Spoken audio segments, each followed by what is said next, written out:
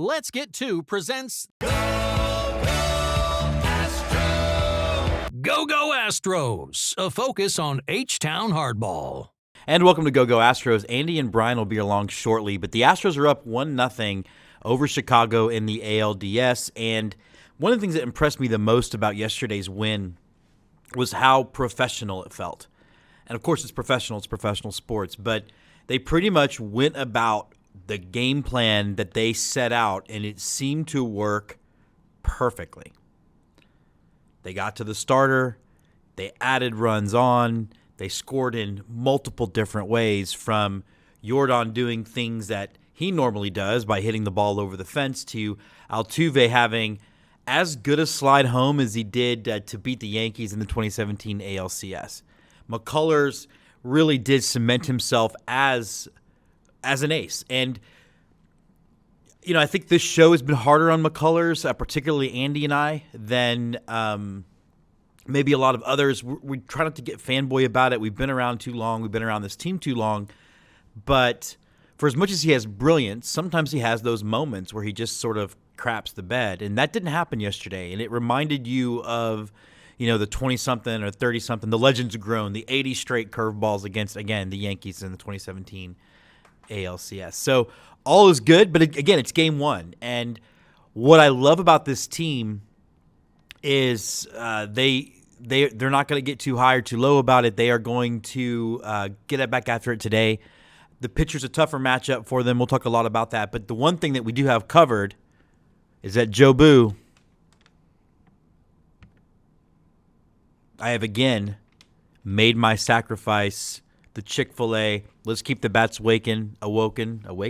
Let's get to Chicago up 2-0, and really, if everything goes perfect to plan, let's close this thing out in 3. I do want to finish up with one thing, though. It's a big weekend for college football.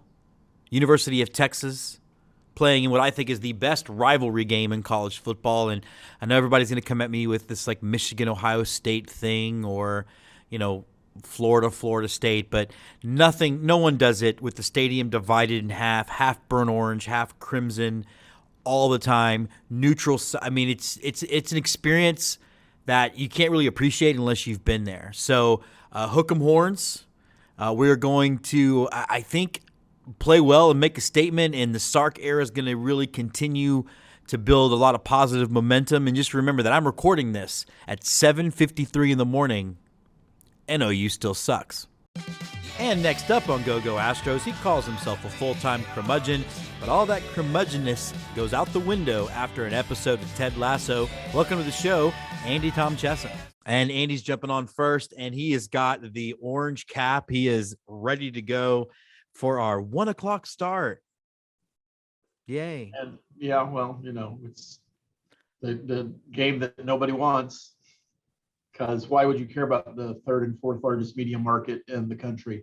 Oh, yeah, MLB. Yeah. I really did hope, just to test my theory, that the Dodgers also got eliminated in the wild card series, just to see what MLB would do, if they would even acknowledge there were still playoffs going on once the Yankees and the Dodgers got eliminated. I'm still holding out hope that the Giants are going to take care of them, but this is a byproduct of that. That game last night against Tampa Bay in Boston, the primetime game, was an absolute snoozer.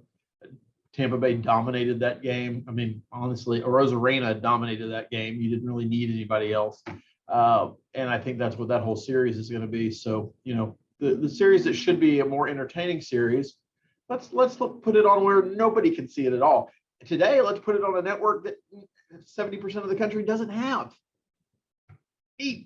Yeah, I mean, to your point, although they need to quit calling Arozarena Mr. October. I mean, that's a guy named Reggie Jackson. Yeah. You don't just keep recycling those things. Come up with something new. Okay, so let's talk a little bit about yesterday. You know, you and I have been, I think, I wouldn't say harsh criticizers of Lance McCullers. I guess Astros Twitter would think so because he's Saint Lance to them. But look, we're pretty honest about what his situation, what his shortcomings have been in the last 4 or 5 years. And yesterday looked like a different dude to me. What did you think? I mean, make no mistake about it. Lance McCullers Jr. is the best pitcher that the Astros have on their 40-man roster right now. That's not to say he is an ace or doesn't have his flaws, and that we've documented them here where we've come from on that. I certainly haven't been shy about his ace status, but yesterday he absolutely stepped up in a big situation and dominated a very, very good offensive lineup, really up until 2 outs in the seventh inning. Had no problem getting through. Several very good hitters, a few of which ended the regular season on hot notes. So he had a plan, stuck to it, didn't let the little bit of obstacles that got in his way derail him, which has been kind of his MO for a little bit. So that's, it was an incredible performance by him. Yeah, I guess it was the sixth inning when Bregman had the error, which they shouldn't have called an error in the first place. That might have been an infield hit anyway, even if he'd made a clean throw. But I thought, okay, that's the inning where he's going to lose his stuff, and he didn't. Right. I asked. I'm going to ask Brian about this too, but I really want to talk more pitching with Lance. But I want to jump to Maton real quick. He did have a curveball in there that looked like, I was like, oh, that's what the Astros see, and it did something that was wicked and inhuman. And I forgot who it was against, just sort of chuckled and laughed. Did you know which pitch I'm talking about? And did you see that as well? Yeah, I did. And I think the thing with Maton, I'm still not 100% sure how to pronounce it because it seems like we get a different pronunciation every time he comes in a game. Phil through the ball. Phil's Ryerson? Yeah. Nah. Phil can throw. Phil has a really high spin rate. Phil has no idea where the ball's going a good chunk of the time. And I think he still suffers from prior organizations not knowing how to emphasize his best pitches and de-emphasize or not throw his less successful pitches. And I think he is a guy next year and during the offseason that's going to benefit from the Astros system. And a lot of that is Brent Strom, but I think it's, deeper than just Brent Strom. He'll harness that. And I think he becomes a weapon out of the bullpen who throws nasty breaking stuff. And you don't see that a lot. Most of your bullpen guys that you think of that can be dominant are guys that throw fastballs. And he has one, but his best pitch is that curve that we saw that absolutely devastated the White Sox. And took them out of a pretty good situation for them where they probably should have gotten a run and just put a clamp on that inning, which was great at that time, saved Lance from having any runs attributed to him. And I think he's a future piece. And I think that's one of the things that more so than in other sports, baseball allows you with a 26-man roster and a 40-man roster to acquire pieces this year for future moves. For future progress, for future development. And I think that's what Maton was. I think he was an afterthought after you got Graveman and after you got Yimi Garcia. Oh, yeah, we also got that guy from Cleveland. I think of the three, he's the one that's going to have the biggest impact on the Astros roster next year and probably the following year. So you're saying that we can't wait to pass the baton to Maton? Yeah. I'm saying we are waiting to pass the baton. We are waiting. Let's talk a little bit about just the overall effort. The word I keep coming back to is workmanlike. It was a day at the office in which they all did the things they were supposed to do. Hits up and down the lineup. It wasn't one guy having a monster day. It was everybody doing a little bit of work. Just your overall impression of that. And it just feels like a team that's ready for prime time, even at 2 o'clock in the afternoon. And what I'm about to say, I don't want it to come across as negative, but it's still a team that you're just waiting for them to put everything together. And I think we've been waiting for that all season. Even with scoring 6 runs, even with kicking Lance Lynn out before the end of the 4th inning, this is a team that went 2 for 8 by the time he was out with runners in scoring position, left a bunch of runners on base, had the opportunity to probably score 6 more runs and didn't do it. And that's the team that you worry about facing in the playoffs. They had incredible pitching, and it masked some of the offensive inefficiency. I don't want to say disappointment, but just inefficiency that they demonstrated yesterday.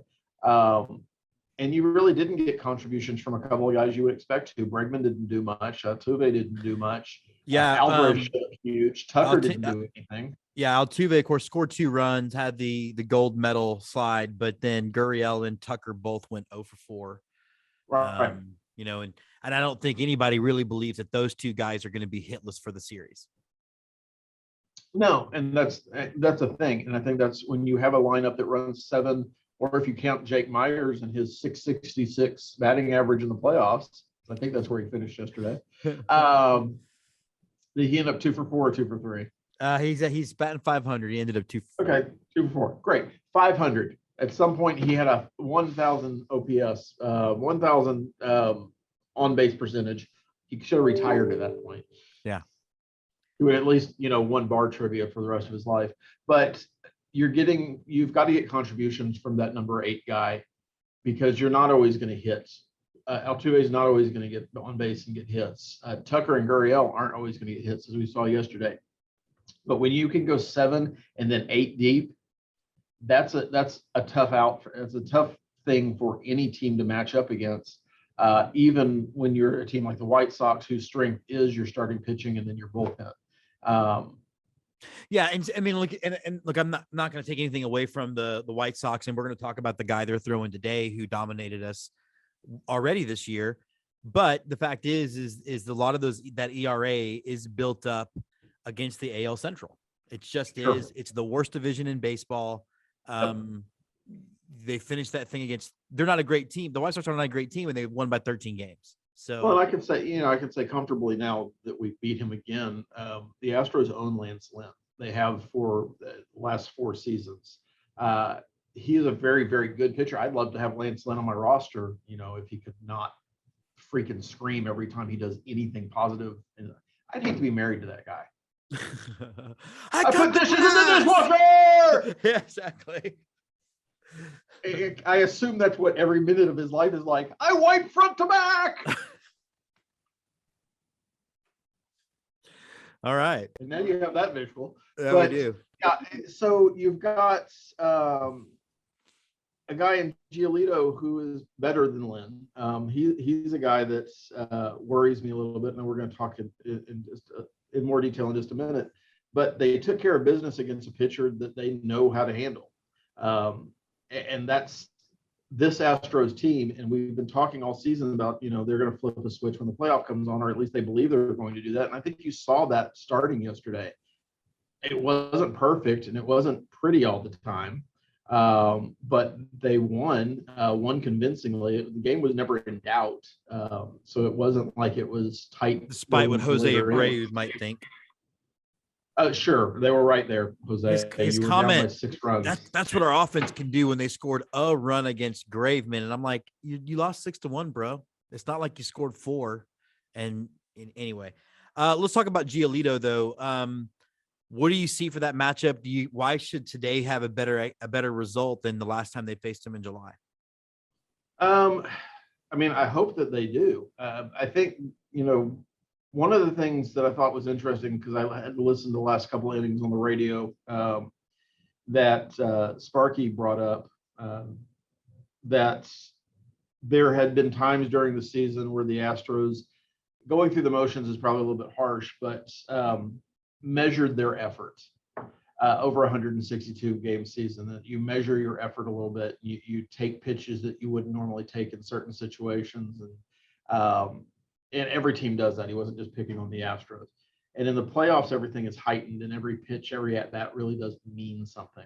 And I think it's going to come down to, is Giolito as good as he thinks he is, or as good as the car insurance commercial that he does, that they play nonstop during? That's not car insurance. That's like car loan stuff. It's also the namesake of their stadium, guaranteed rate, baby.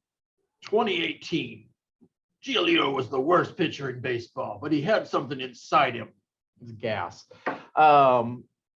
I think the Astros, first of all, I don't think the White Sox are going to be held down as much yesterday as they were, or today as they were yesterday. I think Fromber's a different pitcher. I think there's going to be more base runners. They certainly should score more than one run. I think the Astros' approach to Giolito will be different than what they did in July with him. And also in July, we didn't have Bregman. We were not necessarily playing our A lineup that entire game, as I recall, and I would have to go back and look to make sure. But that was one of the ones I think we were all scratching our head with Dusty, going, "Why are you resting these guys today?" This is, a guy that we want to, see what we can do against. But I just think it's a different situation, different scenario, and I think you see a different Astros team than you saw in July. Having said that, Giolito is a fantastic pitcher, and he very well could be a guy that holds us down for a little bit. I think one of the interesting things is that we were told coming into this that the strength of the White Sox was their bullpen, and I think at the very end of that bullpen, that's true with Hendricks being the closer, and with Mr. Crane Arm, whose name I can never remember, Right. as your setup guy. But we saw their bullpen. Their bullpen gave up 4 runs yesterday, or 3 runs yesterday, and a lot of hits, a lot of base runners.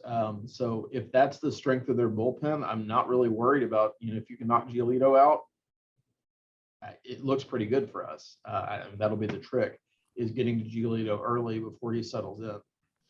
Yeah, and that game in July, the Astros played the likes of Abraham Toro, Jason Castro even started. Robel Garcia played about half the game at short. That was the game. That was an Odorizzi blow-up game, which might point to why he's not on the postseason roster. He gave up in that game. It looks like he gave up 8 runs.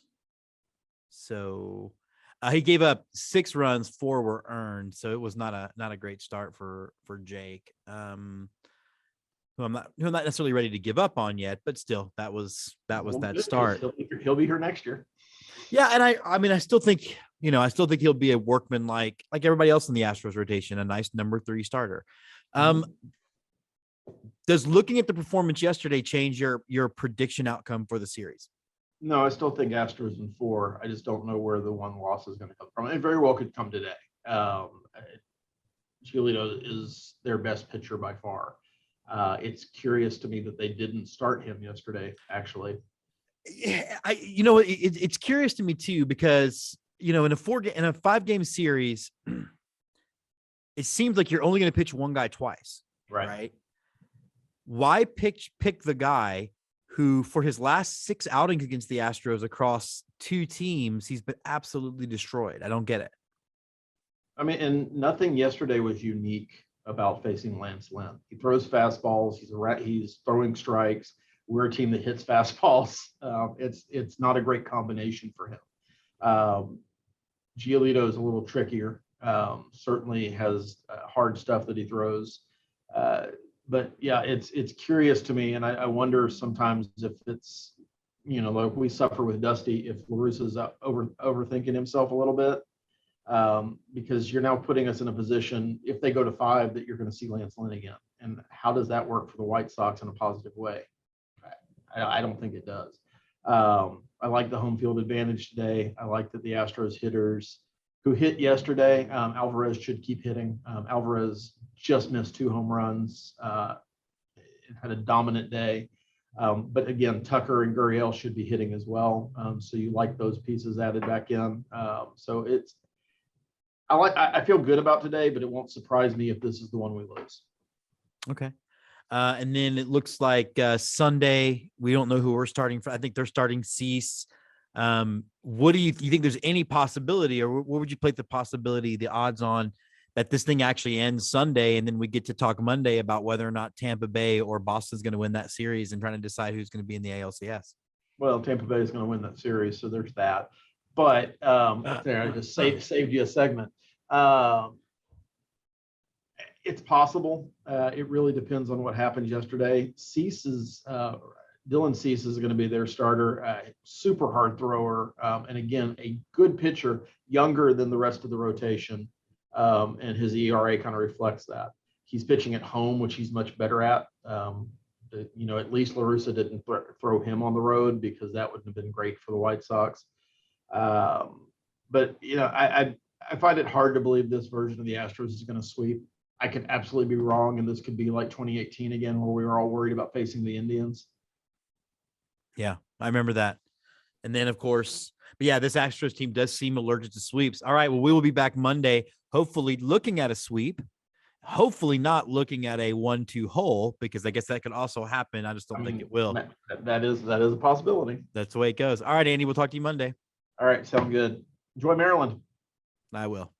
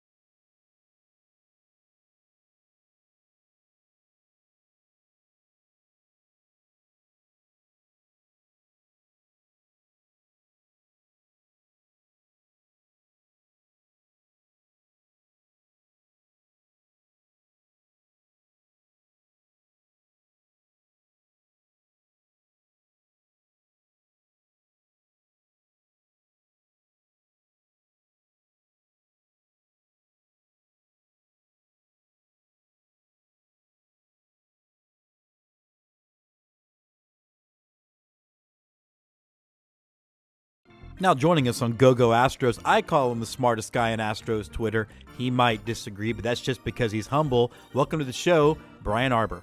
All right, Brian, we are back. The way I would describe yesterday's game against the White Sox would be professional. It seemed like everything they had to do to win the game was done in about as workmanlike fashion as you can, outside of maybe Jose Altuve's gold medal in gymnastics when he scored. Yeah, if you look at like the win probability chart from yesterday, it is this slow, steady rise to 100% for the Astros, and it stays that way until the end. There was more drama than I liked in the 8th and 9th inning, but in the end, that really didn't get the White Sox anywhere close to doing much of anything. They scored early. They scored. They didn't have a big inning, but they scored through, I think, 4 straight innings, and steadily took out a lead, made it a comfortable lead, and made it an enjoyable day for us Astros fans. And I was one of the things that I was really impressed by the fact that only one of those runs came on a homer. Like, it really was a lot of good baseball. And I think, we've been around enough Astros teams through the entirety of our lives to know what it's like to see the offense not get going. And I don't know, I guess I would have felt better. I feel better about that win than if they had scored 6 runs based on, say, 3 walks and 3 blasts, right? Like, that would have felt different than a 10-hit attack that we saw yesterday. Yeah, there was no sort of single offensive star of the game. There was no, one player who had a couple of big blows, and really he's the offensive hero because, most everybody in the lineup got a hit. A lot of them got RBIs. It was a steady, it was a steady and professional performance. Again, it's a team with a deep lineup and lots of really good offensive players. And we saw that yesterday. So let's, you mentioned the 8th and 9th inning, and I thought this was interesting because I saw a quote from Jose Abreu who said, "That's what our offense is like. We put pressure on people." And my thing was, I'm sitting there going, am I taking crazy pills? But you still scored a run. Like, to me, that felt more like Presley and Graveman having not pitched in 3 or 4 days than it was all of a sudden you figured out an attack. Yeah, and if you look particularly at how they hit against Lance McCullers, it was ground ball after ground ball after ground ball, weak contact into the ground. They had an average McCullers induced an average average launch angle, I think, of -5, and it was -7 before the 7th inning when he started tiring, and it was very clear that actually Dusty and Strom were in the 7th inning. It was like, we're going to try to get as many outs as we can from the starter right now, and try to stay away from the bullpen because we've got the cushion. So yeah, it was a White Sox offense that was not impressive against the better Lance yesterday. It was clearly the colors. Let's talk a little bit about Maton for a second. I felt like he had a curveball in that one. I know he only faced one hitter. He had a curveball that I thought to me was like, oh, this is exactly what the Astros see in this guy if they can harness that. You know which pitch I'm talking about? So, yes. I mean, in general, Phil Maton's one of the leaders in Major League Baseball in horizontal movement on his pitches. And sometimes I think he's top 10 in that. Sometimes he has too much horizontal movement because he can't really control where it goes. The other sort of notable thing about Phil Maton is he had a terrible BABIP this year and a lousy BABIP through his career. And I'm sort of puzzled by that because, your thought when they got him from the Indians was, okay, he's got a higher ERA than you like, but he's got a higher BABIP, and now he'll, that'll come down through natural regression and from the Astros having a really good defense. And it hasn't with the Astros. So Phil Maton seems a puzzle to me still, but it was nice for him to get an out yesterday, get us out of that small jam. And, I think his spin rate may be something they think works effectively against the White Sox hitters. And so we're going to see more of them. Yeah, I wanted to talk also Graveman too. I think, again, Astros Twitter does what it does. And I thought it was funny that Jake Kaplan at the end of our last episode basically told me to stay off Twitter. And I don't know, he turned into Jake Kaplan counselor, but my wife agreed. So I guess I should listen. But,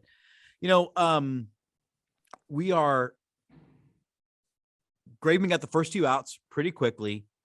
got into a little bit of trouble. I do wonder how much of it was just first playoff appearance, how much of it was just, like I said, maybe being a little rusty. Yeah, and of course the first two batters he retired were the eighth and ninth hitters for the White Sox. So it's Anderson got the base hit against him early in that. I think it was the first or second pitch of that at bat, and that really changed things. And then he, kept allowing singles. On the other hand, they're singles, and the White Sox didn't have an extra base hit yesterday, which again speaks to is frustrating as the eighth and ninth were, as much as sort of Lance was tiring in the seventh. They really couldn't square them up and get a big launch angle and do anything really damaging. So it is something concerning. We shall see where that goes. I don't expect to win by 6 or win by 5 or 6 every game, so we will need the bullpen late to do stuff. Do you see a situation where Dusty or James Click start using Stanek as the 8th inning guy and then Graveman as the 7th inning guy? Or do you still think it stays pretty much 7th, 8th, 9th the way it's been? I think Dusty wants it to be Graveman in the 8th. The one thing to note is in the playoffs, people's opinions and the confidence they have in various pitchers changes very quickly. Well, I'll remember 2017 where Ken Giles went from our closer to, oh God, are we going to pitch that guy? To knocking himself unconscious. So there you go. That was 2018, but that's what I meant. That was where it started. He went from not trusting the guy to knocking himself out. So that's where the past started. Absolutely. And, that happens very quickly. So we'll see. Ideally the offense will knock around Lucas Giolito later today and it won't be an issue like we saw yesterday. But reality is we're going to play some close games and, Presley hadn't pitched in a few days, so I think it's good to him to knock some rust off. But we will need, again, Stanek to throw some important innings for us, Graveman to throw some important innings for us, and Maton and maybe Christian Javier to throw important innings for us.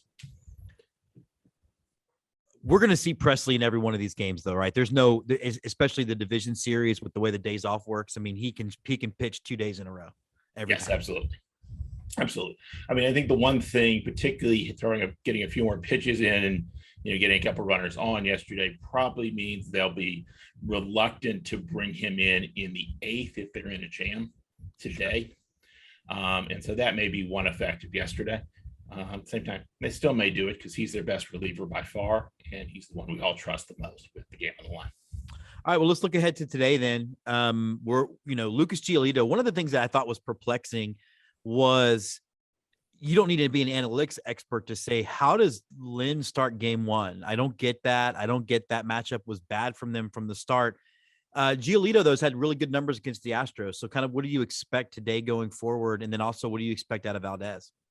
I mean, I don't expect as bad a pitching performance from the White Sox because they have really good pitchers. And, I think Lynn threw, I think, all but 2, he threw he threw 4-seam, 2-seam, and cutters, I think, on 72 of 74 pitches.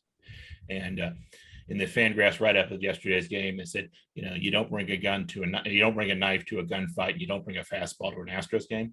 So yeah. I expect to see a curveball today, more than one. I expect to see some more breaking pitches, but the Astros are really good against breaking pitches, just as they're good against fastballs. So that's a big challenge there. The big key for when the Astros are on the mound is, can they avoid walks? If the Astros can get other teams to hit the ball, their defense is excellent. They convert batted balls into outs, and Fromber's particularly good at that because he induces so many ground balls. The issue with Fromber, as it is with Lance every game but yesterday, is he walks a lot of batters and gives the other team free base runners, which sometimes he erases with double plays, but the more base runners, the more sort of issues there are. So it's the same key today as it was yesterday for the Astros pitchers. Can they force the White Sox hitters, particularly Yoan Moncada and Yasmani Grandal, who have really excellent walk rates? Can they force them to hit the ball rather than take a walk? They can do that. And the Astros are really good at converting batted balls into outs. Yeah, I mean, it's like you said, if you don't walk people, even if you give up solo home runs, they don't beat you. It's when you walk a couple guys. Lance was special that way, and I'm hoping we do see that out of Fromber today. What has been, you think, the reasoning for, because he's never had a bad start this year, but he'll have a bad inning in a start. And it seemed almost like it happens like clockwork. And then, of course, it shortens the amount of time he's in the game because his pitch count goes up, and then it exposes that bullpen. So what do you think has been the reason why he's had those issues, and what can he do to fix them? What Lance did yesterday, I believe he had 12 times where he got to 3 balls, and he threw 12 strikes.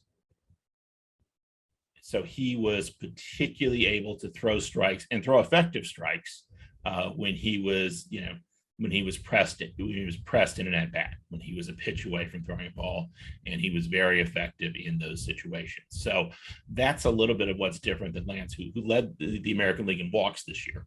Now, it's partly as a function of pitching so many innings, but he was much better with 3 balls yesterday at getting strikes, staying in the strike zone. And so similar thing for Fromber today, who has, as we know, lots of movement on his pitches. It's really hard to square him up, but the issue for Fromber always is, can he stay in the strike zone? All right, so we are going to be off until a week from Monday. Not a week from Monday, until Monday.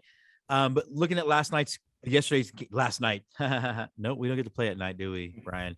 Yesterday's game before our brunch game today, and then the game in Chicago on Sunday.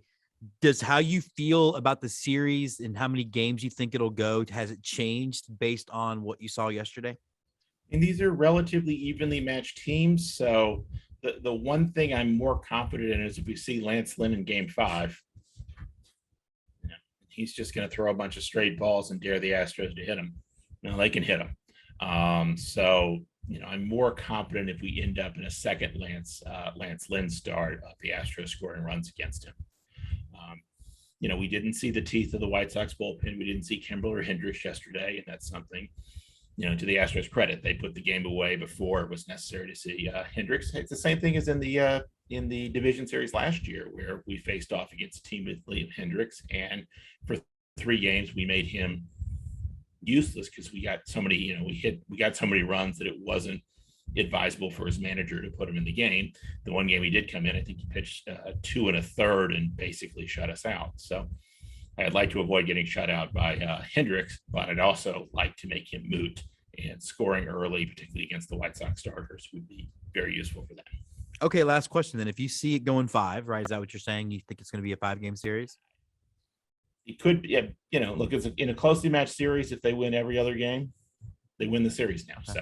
So you think, which ones do you think that the Astros don't win? Why don't we say this? They win the home games and make our fans happy. So they win today, and we'll see how it goes in Chicago. I'll take it. All right, Brian, we'll talk to you on Monday. Hopefully we'll be talking about a knotted up Tampa Bay Boston series, and we're already punched our ticket and are just sitting around waiting. Hey, from your lips to Joe Boo's ears. So it does wrap up this episode of Go Go Astros. And if you've ever had a morning where you wake up and you are, you just know you're going to hit a wall later in the day, and you're going to do your best to get through that wall as much as possible. At the new Bond film last night, our review on Screen Jocks will be dropping very, very soon, probably in the next few hours. Check it out. Check out the review after you've seen the film. It's going to be spoiler filled, but the movie is definitely worth checking out, particularly if you are a Bond fan or have stuck around for all of the Craig films. Not all Daniel Craig Bond films, though, are Bond fans, which is part of the crux of our review. We will be back after Game 3 against the White Sox. So next Monday, we will not be back this weekend. I will be in Southern Maryland to see our good friends the Blue Crabs play. It's my first pitch of the season, so wish me luck. And again, we are wrapping this show up around 8:55 in the morning, and OU still sucks. Hook 'em horns.